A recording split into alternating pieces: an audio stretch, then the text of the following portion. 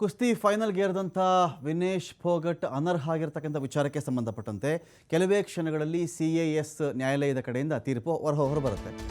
ಅನರ್ಹತೆಯನ್ನು ಪ್ರಶ್ನೆ ಮಾಡಲಾಗಿತ್ತು, ಮೇಲ್ಮನವಿ ಸಲ್ಲಿಸಲಾಗಿತ್ತು. ಯಾಕೆ ಅನರ್ಹತೆ ಮಾಡಿದ್ದೀರಾ ನೀವು ವಿನೇಶ್ ಫೋಗಟ್ ಅವ್ರನ್ನ ಅಂತ ಹೇಳಿ ಈ ಮೇಲ್ಮನವಿ ವಿಚಾರದ ತೀರ್ಪು ಕೆಲವೇ ಕ್ಷಣಗಳಲ್ಲಿ ಬರಲಿದೆ. ಪಂದ್ಯಕ್ಕಿಂತ ಮುಂಚೆನೇ, ಫೈನಲ್ ಪಂದ್ಯಕ್ಕಿಂತ ಮುಂಚೆನೇ ಅನರ್ಹತೆಯನ್ನು ಒಂದು ಕಡೆ ಭಾರತ ಕ್ವಶನ್ ಮಾಡಿದೆ. ಇಲ್ಲಿ ಕೋರ್ಟ್ ಆಫ್ ಆರ್ಬಿಟ್ರೇಷನ್ ಫಾರ್ ಸ್ಪೋರ್ಟ್ಸ್ನಲ್ಲಿ ಮೇಲ್ಮನವಿಯನ್ನು ಹಾಕಿಕೊಳ್ಳಲಾಗಿದೆ. ಅನರ್ಹತೆ ಪ್ರಶ್ನೆ ಮಾಡಿರೋದಲ್ಲದೆ ಬೆಳ್ಳಿ ಪದಕ ಆದರೂ ಕೊಡಲೇಬೇಕು.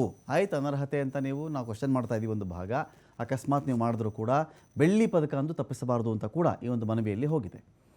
ಈ CAS ಅಂತ ಹೇಳಿದ್ರೆ ಏನು ಅಂತ ಹೇಳಿದ್ರೆ ನೋಡಿ, ಒಂದು ಕಡೆ court of arbitration for sports ಅಂತ ಒಂದು ಸ್ವತಂತ್ರ ಸಂಸ್ಥೆ ಇರುತ್ತೆ. ಇದು ಕ್ರೀಡೆಗೆ ಸಂಬಂಧಪಟ್ಟಂತೆ ಏನಾದರೂ ವ್ಯಾಜ್ಯಗಳು ಬಂತು, ಇಶ್ಯೂಸ್ ಬಂತು, ತಕರಾರುಗಳು ಬಂತು, ಅಂಥ ಒಂದು ಪರಿಹಾರಕ್ಕೆ ಅಂತಲೇ CAS ಸ್ಥಾಪನೆ ಆಗಿದೆ.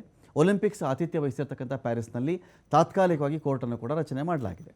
CAS ಯಾವುದೇ ಕ್ರೀಡಾ ಸಂಸ್ಥೆಯಿಂದ ಸ್ವತಂತ್ರವಾಗಿರುತ್ತೆ. ಇದು ICASನ ಹಣಕಾಸು ಪ್ರಾಧಿಕಾರದ ಅಡಿಯಲ್ಲಿ ಕೆಲಸವನ್ನು ಮಾಡುತ್ತೆ.